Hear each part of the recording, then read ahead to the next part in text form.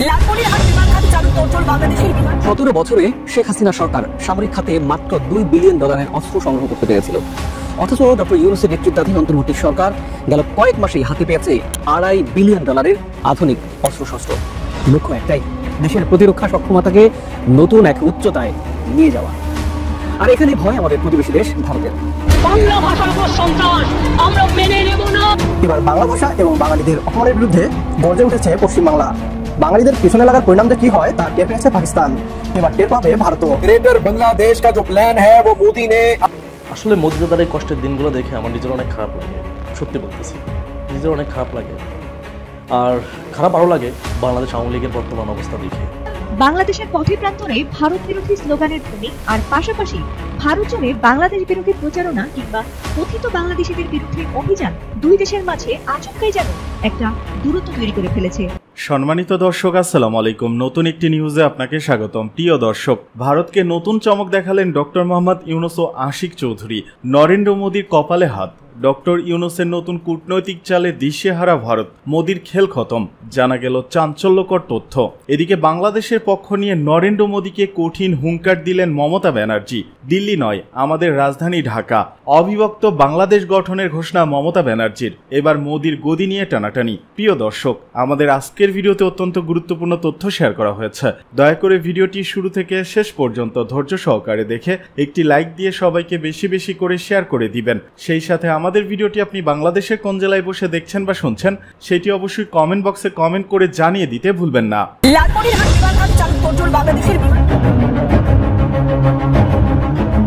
17 বছরে শেখ হাসিনা সরকার সামরিক খাতে মাত্র $2 বিলিয়ন অস্ত্র সংগ্রহ করতে পেরেছিল। অথচ ডক্টর ইউনূসের নেতৃত্বাধীন অন্তর্বর্তী সরকার গেল কয়েক মাসেই হাতে পেয়েছে $2.5 বিলিয়ন আধুনিক অস্ত্রশস্ত্র। শুধু তাই নয়, স্বাধীনতার 55 বছরের ইতিহাসে যেসব সাহসী আর যুগান্তকারী সিদ্ধান্ত কোনো সরকার নিতে পারেনি, সেই সব সিদ্ধান্ত বর্তমান সরকার একের পর এক বাস্তবায়ন করে যাচ্ছে। লক্ষ্য একটাই, দেশের প্রতিরক্ষা সক্ষমতাকে নতুন এক উচ্চতায় নিয়ে যাওয়া। আর এখানে ভয় আমাদের প্রতিবেশী দেশ ভারতের। প্রিয় দর্শক, আপনারা জানেন লালমনিরহাটে নির্মিত হচ্ছে দক্ষিণ এশিয়ার সবচেয়ে বড় একটা বিমান ঘাঁটি। ভারতের কঠিন চাপকে পাশ কাটিয়ে এর মধ্যে টেকনিক্যাল কমিটিও গঠন করে দিয়েছে সরকার, যার আপডেট দিয়েছি গত পর্বে। সামরিক সক্ষমতা বাড়ানোর নানা উদ্যোগের খবর সেইভাবে গণমাধ্যমে আসছে না, কারণ এটা হয়তো রাষ্ট্রের খুবই গুরুত্বপূর্ণ একটা সিদ্ধান্ত। তবে আমরা চেষ্টা করি দেশের মানুষকে কিছু আশার খবর জানাতে। লালমনিরহাট নিয়ে সরকারের মেগা কয়েকটি প্রকল্প আছে। এখানে শুধু বিমান ঘাঁটি নয়, এখানে নির্মাণ করা হচ্ছে যুদ্ধ বিমান ও ক্ষেপণাস্ত্র তৈরির বিশাল কারখানা। এমনকি যুদ্ধের ময়দান কাঁপানো বিশ্বের অত্যাধুনিক সব ড্রোন তৈরি ও সংযোজন করা হবে এই লালমনিরহাটের বাংলাদেশ এরোস্পেস গ্রুপ অফ ইন্ডাস্ট্রিজে। শুনতে অবাক লাগলেও এটাই বাস্তব। সম্প্রতি এই তথ্য প্রকাশ করেছে স্বয়ং বাংলাদেশ মিলিটারি ফোর্সেস ওয়েবসাইট থেকে। চীন, পাকিস্তান আর তুরস্কের সহযোগিতায় অত্যাধুনিক এই যুদ্ধ বিমান কারখানার বিস্তারিত তুলে ধরা হয়েছে এই ওয়েবসাইটে। বাংলাদেশে এই এরোস্পেস ইন্ডাস্ট্রিজ নিয়ে যতটা আলোচনা, তার থেকে বেশি হচ্ছে আমাদের প্রতিবেশী দেশ ভারতে। ভারতের গণমাধ্যমগুলোর এবার রাতের ঘুম অনেকটা হারাম হওয়া দশা। ইকোনমিক টাইমস সহ বেশ কিছু প্রভাবশালী ভারতীয় গণমাধ্যমে সংবাদকে বেশ রং ছড়িয়ে প্রচারও করছে। আর পশ্চিমবঙ্গের মিডিয়া তো আরো কয়েক ধাপ এগিয়ে, পারলে এখনই বাংলাদেশ আক্রমণ করে বসে তারা। লালমনিরহাট বিমান ঘাঁটি চালুর তোড়জোড় শুরু করেছে বাংলাদেশ। বিমান ঘাঁটি সাজাতে এবার পাকা চীন সাহায্য করছে। শিলিগুড়ি লাগোয়া বিমান ঘাঁটি এই লালমনিরহাট। নতুন করে কেন সেই বিমান ঘাঁটি চালু করবার তোড়জোড় করছে বাংলাদেশ? প্রিয় দর্শক, আজকের পুরো আয়োজন জুড়ে থাকছে এই বিষয়টির আদ্যোপান্ত। আশা করি আমাদের সাথেই থাকবেন, আর আন্তরিক অনুরোধ চ্যানেলটি সাবস্ক্রাইব করে আমাদের পাশে থাকার জন্য, আমাদের উৎসাহ দেওয়ার জন্য। তো চলুন শুরু করা যাক একসাথেই। প্রফেশনাল স্টুডিও খুঁজছে? ঢাকার প্রাইম লোকেশন দয়াপত্তর দেশ সমাচার স্টুডিও, আপনার কন্টেন্ট প্রোডাকশনের নির্ভরযোগ্য ঠিকানা।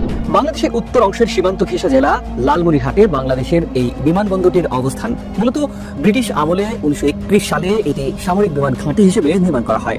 এরপর দ্বিতীয় বিশ্বযুদ্ধের সময় এই অঞ্চলের কৌশলগত দিক দিয়ে বেশ গুরুত্বপূর্ণ ভূমিকা রাখে লালমনিরহাটের এই বিমান ঘাঁটিটি। সেই সময়কার এশিয়ার বৃহত্তম এই বিমানবন্দরটি যুদ্ধের পর অনেকটা পরিত্যক্ত হয়ে যায়। ভারতের চিকেন নেক থেকে মাত্র 20 কিলোমিটার দূরে এই বিমান ঘাঁটির অবস্থান। পাকিস্তান আমলে তো নয়, স্বাধীন বাংলাদেশের কোনো সরকারও আর চালু করতে পারেনি এটি। মূলত ভারতের চাপেই এটি এতদিন বন্ধ ছিল। ঘুমন্ত সেই দানবকে আবারও জাগিয়ে তুলতে চলেছে নতুন বাংলাদেশের কাণ্ডারি ডক্টর মোহাম্মদ ইউনূস। প্রশ্ন হলো, লালমনিরহাটের এই বিমান ঘাঁটি নিয়ে এশিয়ার খেলোয়াড়দের কেন এত আগ্রহ?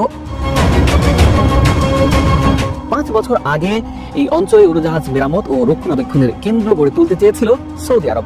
এই লক্ষ্যে দেশটির রাষ্ট্রায়ত্ত বিমান মেরামত ও রক্ষণাবেক্ষণ প্রতিষ্ঠান আল সালাম এরোস্পেস ইন্ডাস্ট্রিজ শুরুতে বাংলাদেশে অন্তত $200 কোটি বিনিয়োগের পরিকল্পনাও করেছিল। এমনকি 2024 সালে বাংলাদেশে বিমান মেরামতের কারখানা করতে চেয়েছিল কানাডিয়ান একটি কোম্পানিও। গুঞ্জন আছে লালমনিরহাট বিমান ঘাঁটিতে ঘাঁটি করতে চায় যুক্তরাষ্ট্র। কিন্তু লালমনিরহাট নিয়ে সকল পরিকল্পনা ও চেষ্টা বরাবরই হাওয়ায় মিলিয়ে যায় অদৃশ্য কোনো একটা কারণে। কিন্তু দেশের রাজনৈতিক পালাবদলে পাল্টে গেছে অনেক হিসাব নিকাশ। নতুন করে হাওয়া পাচ্ছে লালমনিরহাট বিমান ঘাঁটির পালে।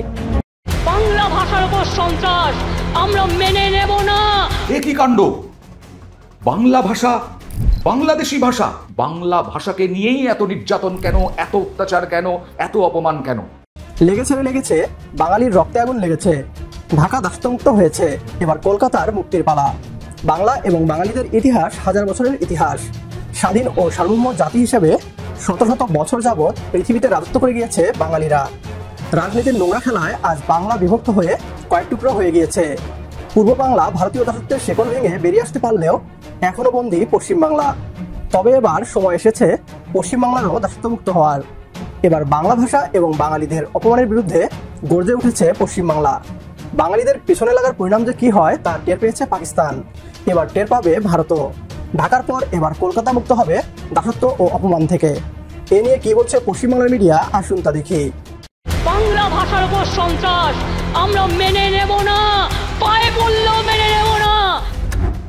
একই কাণ্ড, বাংলা ভাষা, বাংলাদেশি ভাষা, এটা তো চরম জায়গায় পৌঁছে গেল, তাই নয় কি? আমি, আপনি এই বঙ্গে বাংলা ভাষায় কথা বলি, সেটাকে লেখা হচ্ছে বাংলাদেশি ভাষা।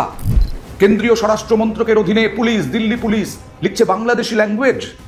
গোটা বাংলার বিভিন্ন স্তরের মানুষ এর প্রতিবাদ করবেন আশা করি, কারণ বাংলাদেশি ল্যাঙ্গুয়েজ বলে, বাংলাদেশি ভাষা বলে কোনো ভাষা হয় না, তাহলে বাংলা ভাষাকে ছোট করা হয়।